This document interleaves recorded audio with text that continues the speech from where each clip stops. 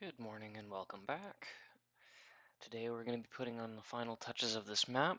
The map's actually done, but now we're actually going to be going into how to create the overlay for this parallax map that we've made. So just to kind of review, this is what our map is looking like. And it's looking pretty good. I'm liking this result. You know what, yeah, it's fairly detailed. It's got some variation in the terrain. Yeah, I like it. So what we're going to do, we're going to create the overlay for this map. Then we are going to import it into our project. We're going to set up our collision detection and our events, and then we're actually going to test it and see how it all turns out. So let's get started. First thing we're going to do, we're going to right-click on this layer group here, and we're going to create a new layer group. Did I not do it? There we go. We're going to create a new layer group, and we're going to call it overlay. And all this group is going to contain is anything that would appear over the player's head. And because of how we placed our brush and our obstacles, there's nothing we need to worry about there. The only thing we need to worry about for this map is the tree layer. Now, trees are a little bit trickier than, say, some of the other things that you could do because they are so interwoven and there's so many layers. It's not a matter of simply merging the layer group and then cutting out the tops of the trees. You actually arguably need to actually remove the top of every individual tree. So what we're going to do, we're actually going to duplicate this entire layer, this entire group. And since we have 500 layers or more, this may take a little while, especially because my computer is a potato. So let's just see how long this takes. There we go. Good. Okay. So we're going to move this into the overlay. We're going to hide that group. And now we're going to start with the base layer first. And the base layer, basically all we need of this layer is the trunks of the trees. We don't need the tops of them. So what we're going to do is we're actually going to go through and open each individual layer group within this base layer. Let's see what the size of this layer group is. So it's that tall. We're going to take our square tool and we're going to select everything except for the very bottom tile here. And then we're going to go through this layer group, and if there's something that the bottom tile is hidden, we can actually just delete that layer altogether. And we're just going to go through, deleting all those layers that only the tops of the trees are visible anyway. We're not really deleting them because they are still in the overlay, but we are deleting them from this particular group. And just to show, if I turn this back on, you can see those tops of the trees are still there, but they're just in a different group. Okay, now we've selected everything except for the bottom tile. So what we're going to do, we're going to delete that. And we're just going to go through, and I'm just pressing the delete key to clear anything that is not the bottom tile. And once we get to the next set of trees up, we're going to hold Alt, and we're going to move this selection up one tile. And then we're going to click back here, and we're going to keep going through.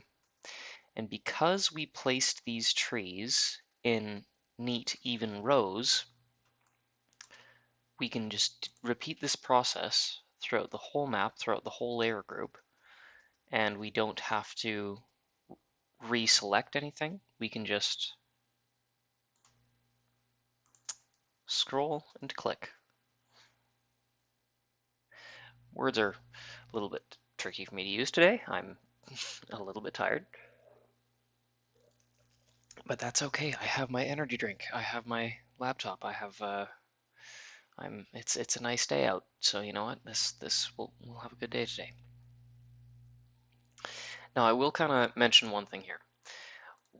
We mentioned in the beginning I mentioned in the beginning that when I had established my tree sources layer group that had an amalgamation of all the trees that I could find from Ciliana's Parallax tiles and Ancient Dungeons tiles, that I made sure that the shadow in each tile was only 32 pixels tall. And I had to do some editing on some of the tiles to make sure that that was the case, but the reason for that is because of what we're doing here. If the shadow was taller than 32 pixels, what we would likely need to do, I'll use this next layer as an example, what we would likely need to do is take our wand tool and go select by alpha with a 20 threshold, and then actually include the shadow into the tree. Now imagine doing that for every single tree on this map that had a tile, or that had a shadow that was more than one tile high. That would eat up a lot of time. That's what I did for the first map, and then I figured this is taking too long. I'm going to alter these tiles so that it makes it easier on us. Now we just select everything above the base tile, and we can just delete everything from there. I also mentioned earlier that there was a reason why I did not put some of the kind of fancier looking pine trees, which we're about to get to one right away here. There's a reason why I did not select these trees to be on the border of our map, but kind of a little bit deeper into the map, because I would likely then have to include these parts of the tree in the selection, so that I could include that in the overlay so that the player could walk on those tiles.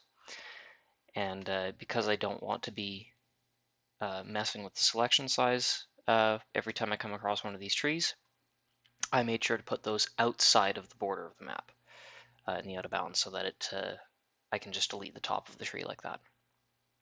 And then it should still work just fine. And when we actually implement the overlay, it'll look just fine. Oh, what did I do? Oh yeah, no, we're good. So I'm just going to delete the tops of all these trees, moving the selection over as we go.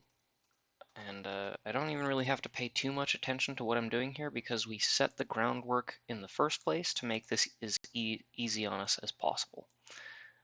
Because of the work we did initially with how we placed our trees and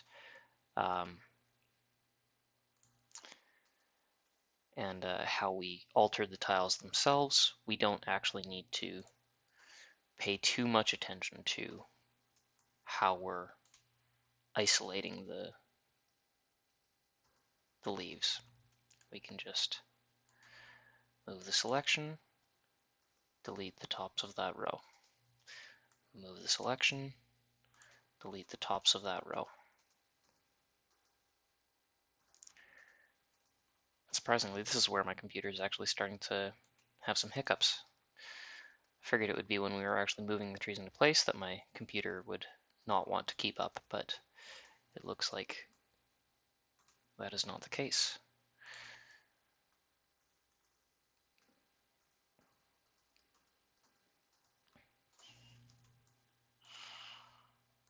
And so what we're doing here is, yes, we're establishing the base layer, but I'm gonna let you in on something. 1 second.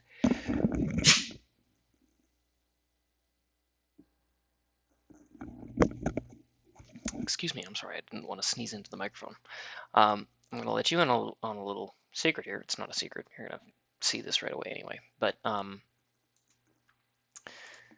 although we are removing the trunks from the base layer, or the tops, whatever, we're removing the overlay from the base layer for now, this is actually only for our collision detection. Because when we include the tops of the trunks, because when we actually include the base layer in the game, we will be including the tops of the trees. And there's a reason for that. You don't have to do it for your games, but I actually have to do it for this particular game because of an item that I've included in the game that alters the way that you can collide with the map. And as a result, it actually removes the overlay altogether, which you can imagine would look a little bit funky if it just deleted the tops of all the trees. So the base layer will contain all the detail of the map. Oops, there we go. Yeah, the base layer will include all the detail in the map. But doing this is actually just for the purpose of setting up our collision detection.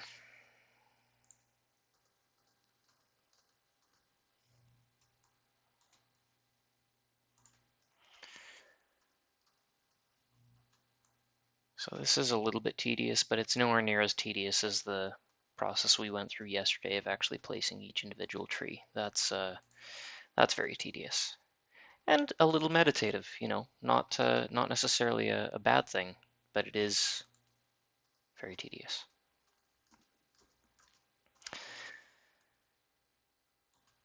Hope everybody's Sunday is going well. It's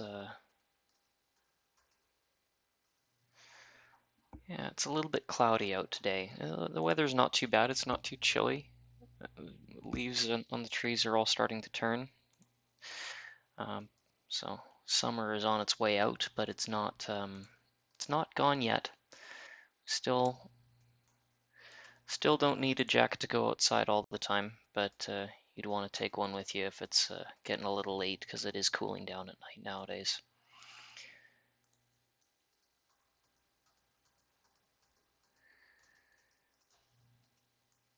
But it's a nice afternoon to just do some parallax mapping and work on my game.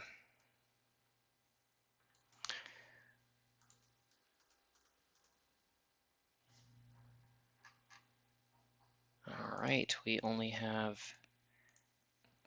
I know it looks like we have 3 layer groups left to do. We actually don't. We only have 2, and I will show you why. The first layer group does not need nearly as much work, and there's a reason for that. But we'll get to that when we get there.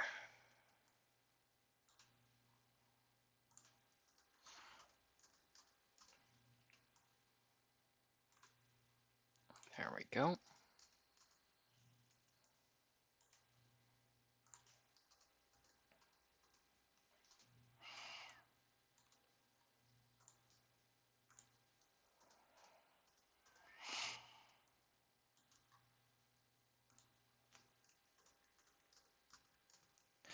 Okay, we're just about done here.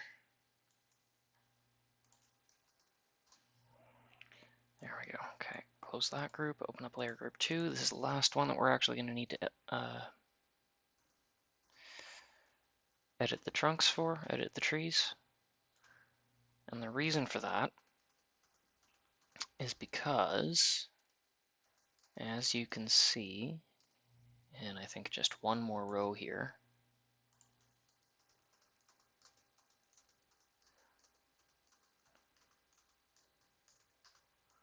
yep. Oh, one more. Here we go.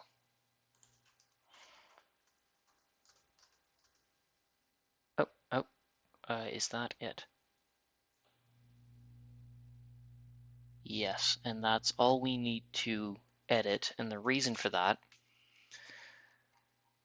is because this first layer group does not have any trees that the player can walk right up to. They are all out of bounds. Except for that one. No, that's not part of that. That's a different, yeah, I already removed that trunk. So because of that, we can actually just take this last group and merge it together. Boom, done. There we go. None of that needs to be included in the overlay because none of that appears over the player's head. There's nowhere behind those trees that the player can walk. Okay, so that's it for the base layer. Now for the overlay, we're going to do the same thing in reverse. So we're going to hide those. We're going to open this. And now this time, we don't need to erase the tops of the trees. We need to erase the bottoms. So we're going to select the very bottom tile and remove the very bottom tile from every tree. And we don't even really need to see what we're doing here because we can just kind of, we know what we're doing. We're doing the reverse of what we just did. So whether or not you can actually see the results doesn't matter as much. There shouldn't be any weird visual glitches as long as you are careful about making sure your selection is the right size and in the right place. Then you shouldn't have any difficulties. So instead of erasing the entire top of the tree, we're just erasing the trunk, the part where the player would be able to walk in front of the tree.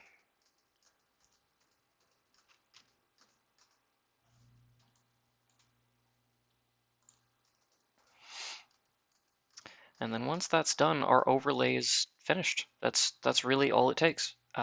Is just, you know, in a different style of map, maybe I'll actually, do an episode showcasing how to do like an interior map or something. If I end up doing another one of those in this game, there's not really a lot of interiors, to be honest. Although there will be some dungeons and stuff that are interiors. Creating an overlay for most maps usually is actually a lot easier than this. This is very, very, very, very tedious. Forests are actually probably one of the hardest things to do in parallax mapping, just because you have so many layers, just because you have so many trees. Now, you don't have to do this style. You could just maybe have a dozen trees to choose from and use them over and over again. And you know what, you might even have a little bit more of a realistic forest because oftentimes forests contain a lot of the same kind of trees instead of, a vastly wide, diverse range of different types of trees. But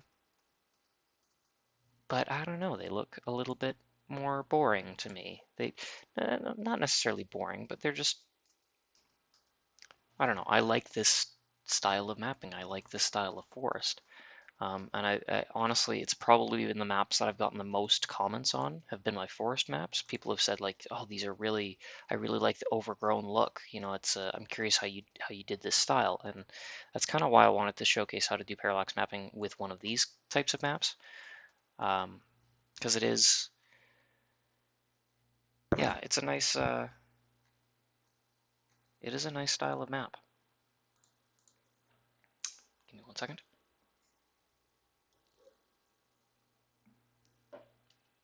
There we go. Okay, we're back.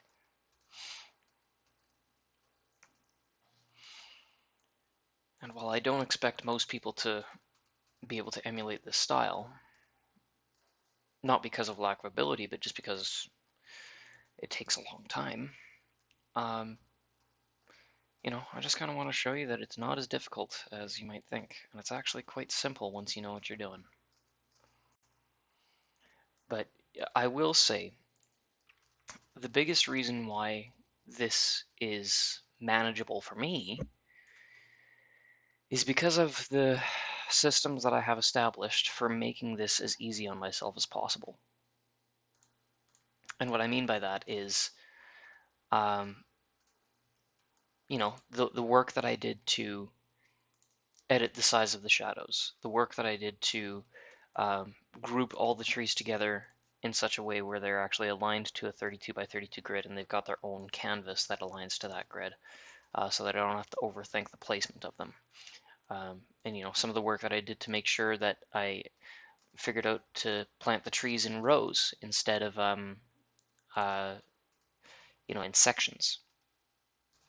If I decided I'm going to go do the border and then the interior and all that stuff, not only would I probably have some difficulty with um,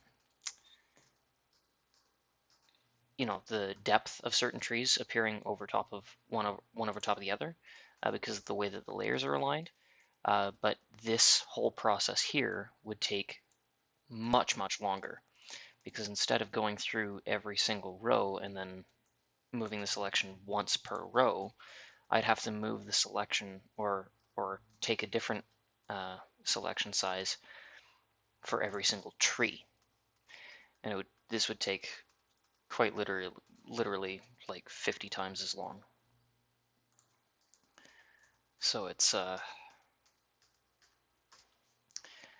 yeah, it is a very time-consuming process, but the reason why it's a manageable level of time-consuming is because of some of the tricks that I learned early on and some of the systems that I put in place to make this easy on myself. And that's actually something about game dev that I think is important and is oftentimes overlooked, is what are the systems that you have in place to make your life easier?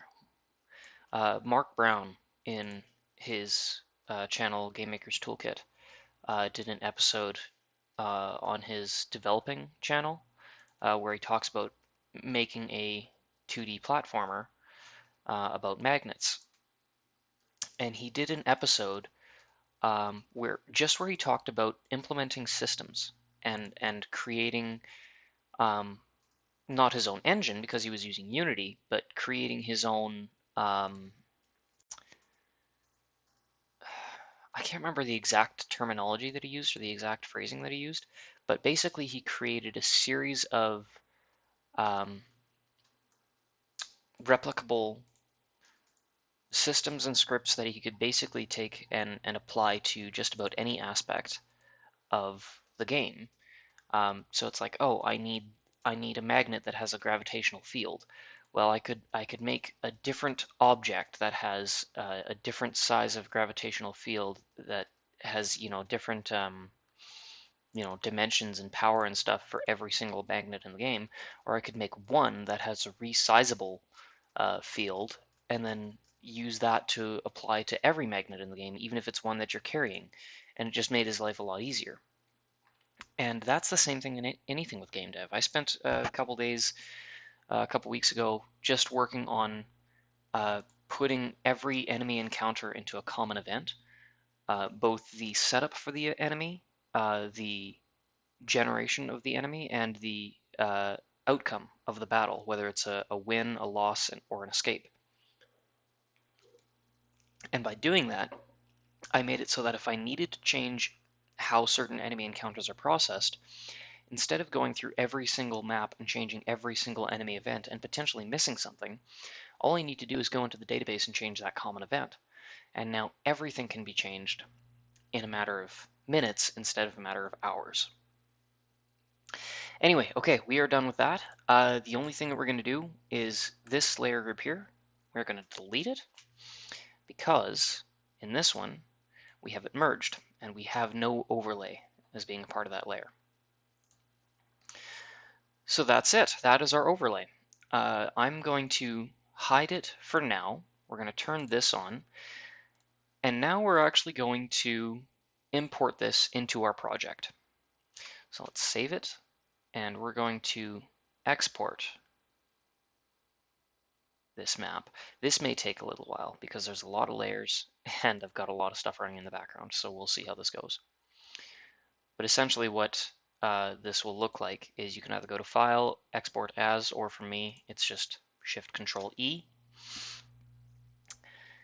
And it will export the image, and it's going to export it to the file, to the folder where you have this GIMP project saved.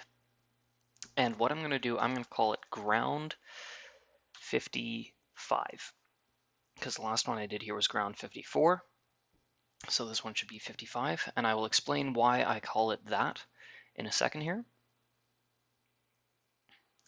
But I will export this. We shall see if it takes just a few seconds or a few minutes. I'm really hoping it doesn't take too long. I'm not going to change any settings, just going to hit export. There we go, we're good. So now we've exported this entire ground layer, the base image, without the overlay, into our folder. So now what we're going to do, we're going to go to our Parallax folder in the graphics of our game project. We're going to take this one that we just exported, we're going to copy it, we're going to paste it in there. You could just move it, but I like to have a backup copy just in case. So that one is now pasted in there.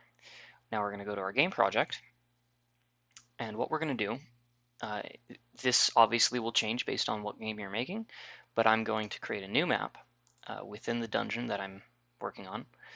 I'm going to call it the Lyre Forest.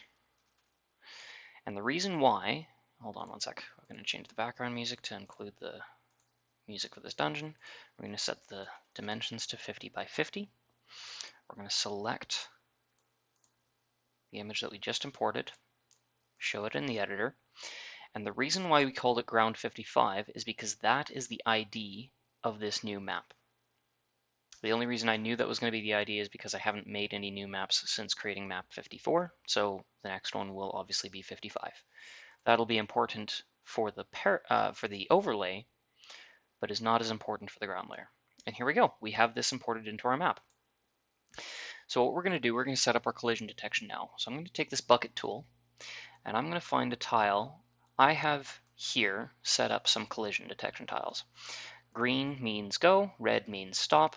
Yellow and blue are a little bit tricky. Those are specific for a script I created with this engine, which allows you to change the collision detection of a tile whether a switch is on or off. This means that if a switch is on, this will be impassable and this will be passable, whereas if it's off, this will be passable and this will be impassable. That way you can have multi-layer collision detection. We're not going to need it for this map because of the way we have things set up, but if you just check our collision here, so red means it is impassable, and the tile directly above it is transparent and has the same collision detection. Green means it is passable, and the tile above it also has that. So that's what we're going to be using for our collision detection. So I'm going to take the red tile. It's about 50% transparency, so I can see through it, but that will indicate all the places that our player cannot walk. And what we're going to do, we're going to take the green tile, we're going to zoom in, go to the top left of the map, and we are now going to figure out where the player can walk. So anywhere where they are not going to be stepping on a trunk or a bush or something like that, we are going to place these green tiles. I could probably include the corner tiles, but I'm not going to for this particular map, mostly just because I don't want the player to be able to walk off a corner onto the stairs. I don't really want to do the multi-layer collision detection for something as small as that when I could just exclude the corners instead. A little bit of a trick for that is if you want to exclude corner tiles and you want it to be believable, just put a bush there or a rock or a tree stump or something like that, and players will buy into that. That's just fine. So we're just I'm gonna do the upper plateau before I do the bottom. And we're just gonna place all these green tiles. I like to go in rows because it kind of makes it easier to see what I've missed.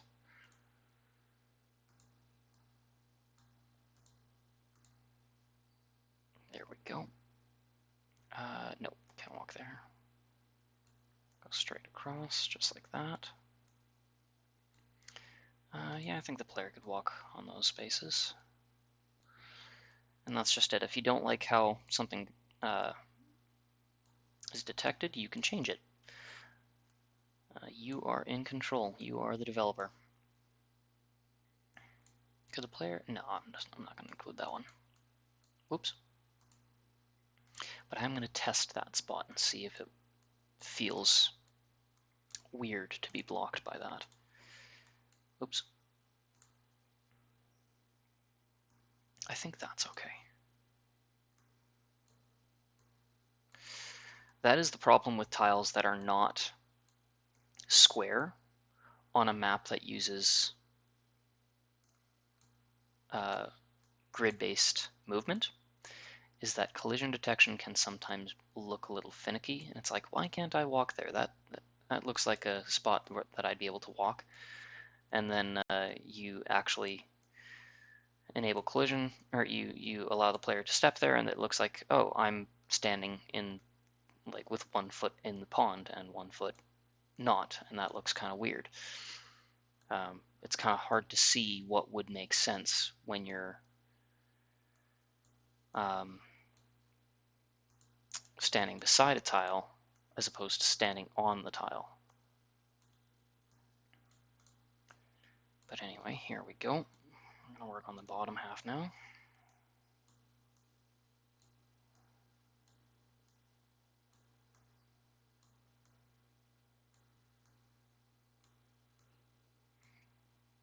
This is something that was not really talked about in a lot of the tutorials that I initially took on parallax mapping, was setting up collision detection.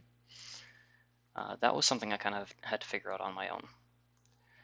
And it was a little bit of a process at first.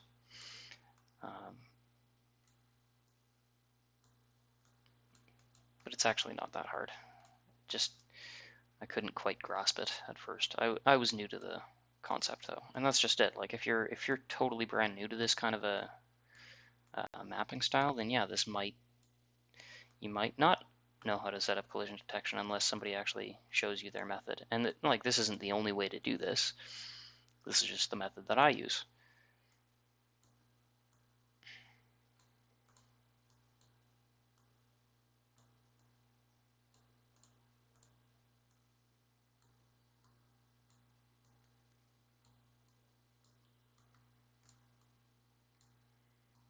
Oops. Okay, we are almost done. Good.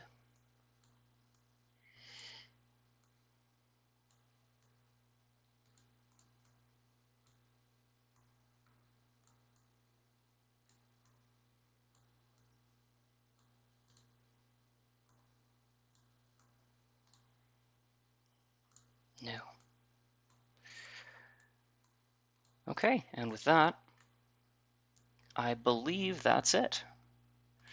So there is our collision detection on our map. All the green is where the player can walk, and all the red is where they are blocked off. And you can see, based on how we established this map, that we still have our kind of rooms and clearings, but it is actually a fair bit more open than it looked in the editor, or in GIMP. So now what we're going to do, I'm going to take the bucket tool again, and I'm going to select the tile above the red one, because there's player collision on that one, and we are going to bucket fill anywhere we see red. And if I accidentally get rid of the green, I will undo that. That's why I do the red first, because it's a little bit easier to do it this way. We've got more clicks to do. There we go. So that's all the red. And now we're going to select the tile above the green where there is no player collision. And with one click, boom, it's done. There we go. So that is all we need to do for that. The next thing, we're going to go back into GIMP. We are going to turn the overlay on, and we are going to export this again as ground 55 one more time.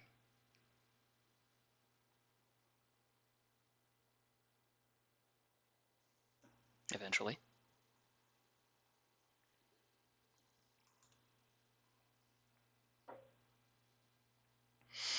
We're going to go back into our Parallax folder and our project folder. We're going to copy this back in, this time with all the trees included. Let's go back into the editor and refresh our graphic. There we go, and there's our map. Now, we're going to take this all layer group and we're going to hide it. And here's our overlay. This is everything that appears over the player head. I'm going to show you a little trick though. I'm going to take this tree layer group and I'm going to set the opacity of the entire group to 80%. The reason for that is because now when the player walks behind the trees, you will faintly be able to see the player through the trees.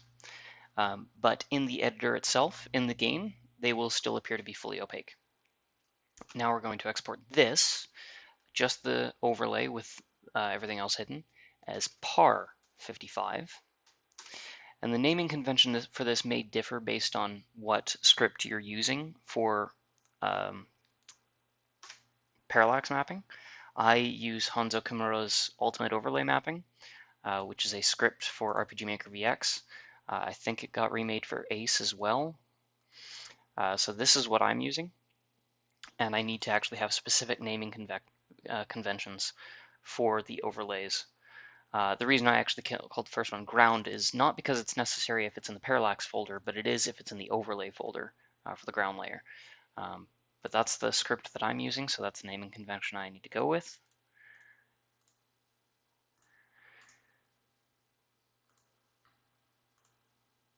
And now we're going to copy the par layer and we're going to go to our overlay folder, which for this is actually outside of the graphics folder. It's in the root folder.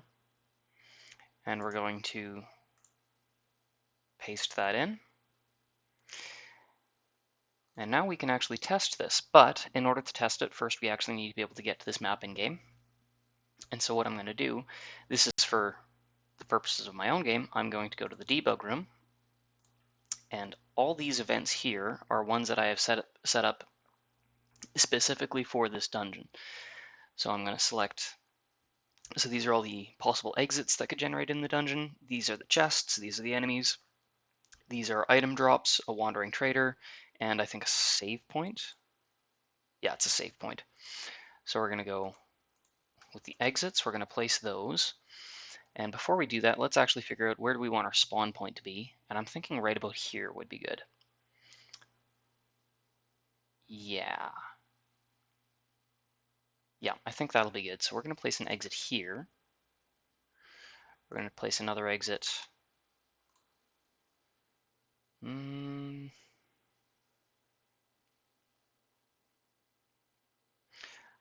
thinking one in this clearing, one in this clearing, one in this clearing, and one in this clearing. It means the player has to kind of travel through a couple different clearings. Although maybe I could do, I feel like I should do one in here as well. So maybe we'll go 1, 2, 3, 4. Yeah. So we'll place 1 in here. The exits of this dungeon look a little weird. It's literally a hole in the ground. There's a reason for that. That was the exit. That was the tile that signified an exit in the Bloodstone Mine, and I wanted to keep a consistent visual language for this game so that players didn't get confused from dungeon to dungeon. Like, what's the exit look like here? What am I looking for? It looks a little weird, but it's perfectly functional, and the player understands where they're going. So it's, it's not too bad. All right, next we're going to place chests. I think I'm going to place one right up there. I'm going to place another chest. We'll place one in this clearing as well. And then we'll need to place one kind of on the opposite side of the map. Maybe we could place one over here. Yeah, I think that's good. We'll place one there. Next up, enemies. Okay, I think we could do 1, 2, 3, 4, 5. Nice and simple. So we'll go 1 there. Place another enemy there. We'll place an enemy in the big clearing. We'll place an enemy down here. And one more we'll place over here. Yeah, enemy 5, enemy 4, 3, 2, 1. Yep, those all have different IDs. That's good. Okay, now a wandering merchant or trader. I think that would appear in this big clearing over here. And now item drops. I'd like to place 5 of these, so let's go with one in the big clearing. We'll kind of put it up in the corner there. We'll put one in the clearing up here, kind of tuck it under a tree. We'll place one in this clearing by the stump. Yeah, so we got 1, 2, 3. Place another one down here somewhere, maybe right there. Kind of got one in each corner for the most part. And I don't want to place too much in this giant clearing, so let's maybe go... Oh, why not? Yeah, let's put it right there. Good. Okay, and that's all. Now, to establish a spawn point, I think we said we were going to go there. So I'm going to get the ID of the map, which is 55, and the coordinates of that space, which is 20 and 22. So 55, 20, 22. We're going to go to our intro map, and in this dungeon, the last one is the boss room, so we're going to put a room in between there. 55, 20, 22. And now the dungeon will randomly construct a dungeon out of these rooms in a random order with the map ID, the X coordinate, and the Y coordinate of the spawn point. Now we're going to take that and copy it over here. There we go.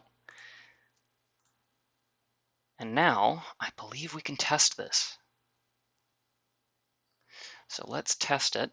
We're going to see how this works. I don't know how visible this is going to be. Should we do full screen? Full screen doesn't look as good,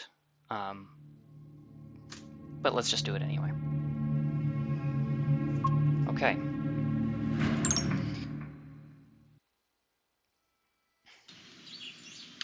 So I'm going to do a couple things here. First, I'm going to open the debug menu, and I'm going to set a variable up so that we don't have an intro cutscene when we go to this dungeon. It might be a little laggy because there's a lot going on right now, but we're going to see how this works.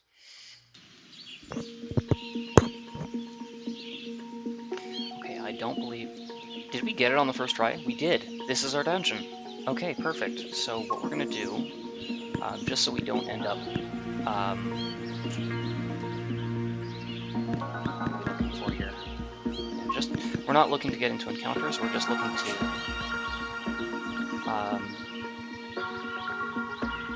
just going to turn that down a bit.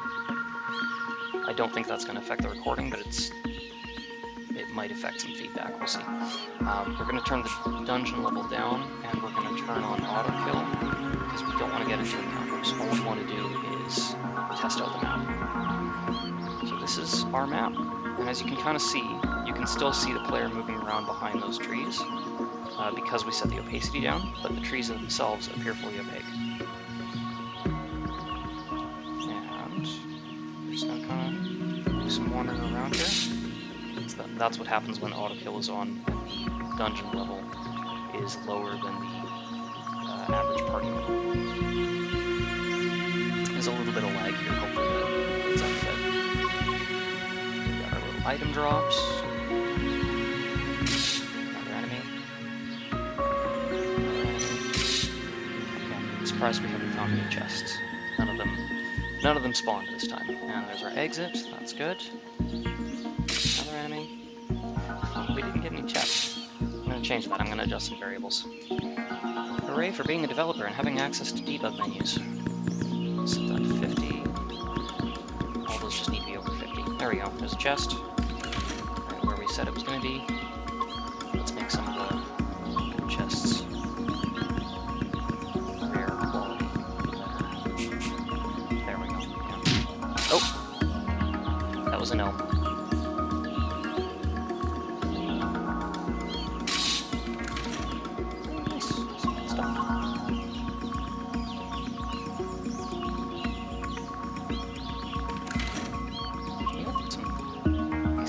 Obviously we're not keeping any of this because it's just a test.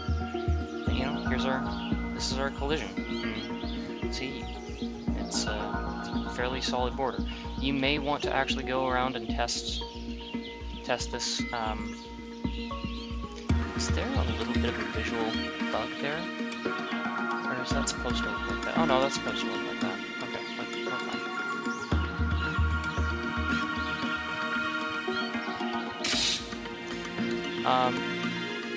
You know, you can be a little bit more thorough with your testing for your collision detection. I'm fairly confident that I didn't make too many mistakes or anything, so I'm not too worried about it. Oh, but there is one thing I wanted to test, so we're going to go check that out.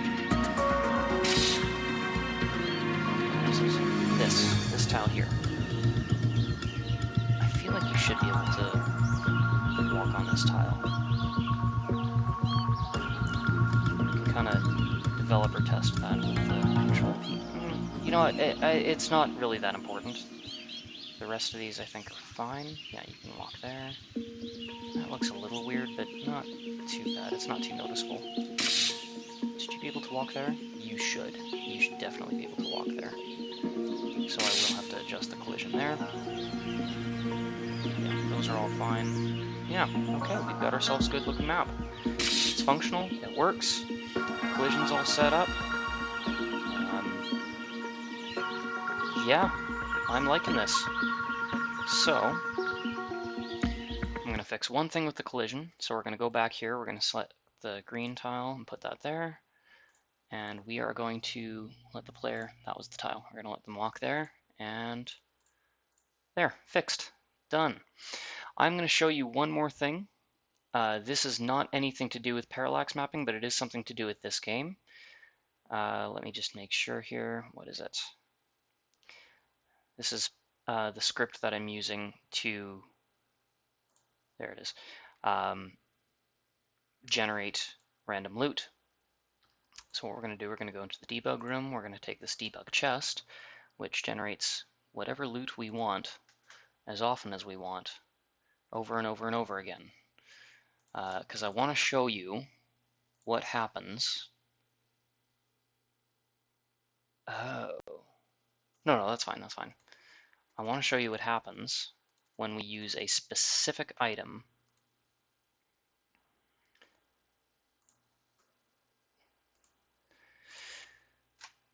and I'll actually show you I'm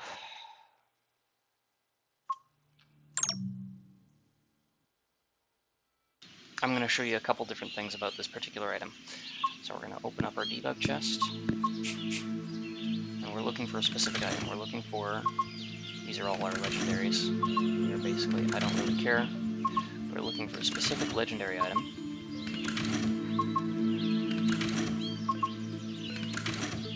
There it is, spectral pepper. And I'll show you what happens when you use a spectral pepper.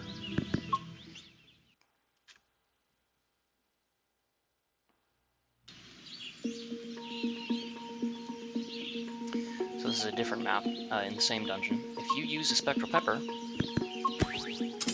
you become ethereal, and you can walk through walls. And what you're doing is you're actually walking over the walls. It also gets rid of every single enemy on the map. This lets you kind of walk anywhere you want and explore the entire map without any encounters. And why I'm showing you this is because right now the overlay has been erased. Because of that, the player can walk on the trunks and it doesn't look like the tree is, you know, there's this weird hard line. I will show you what it looks like if I alter the functionality of that item. I'm going to copy those and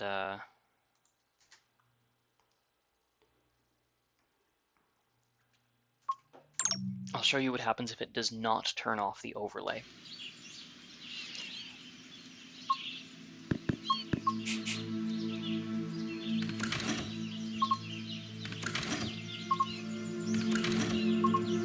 If I can find.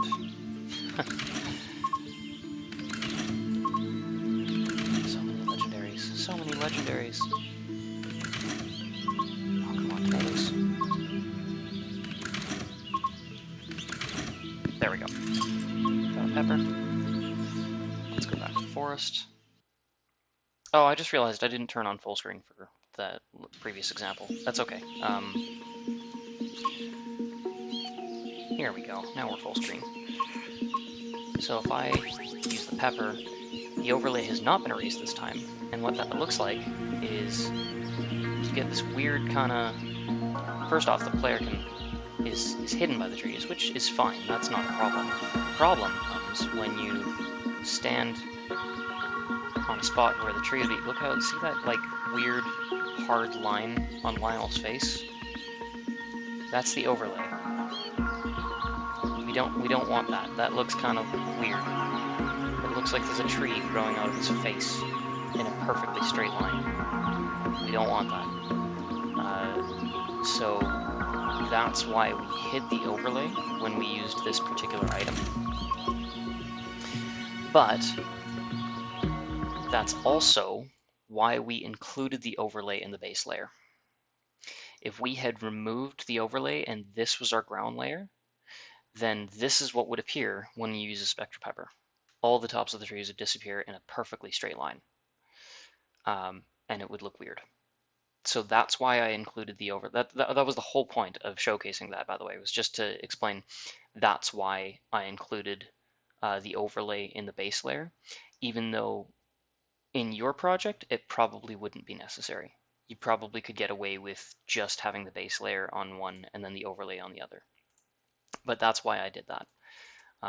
Before I forget, because I will if I don't do this now, I'm going to restore the functionality of that item. But yeah, so that is everything it takes to make a parallax map from start to finish.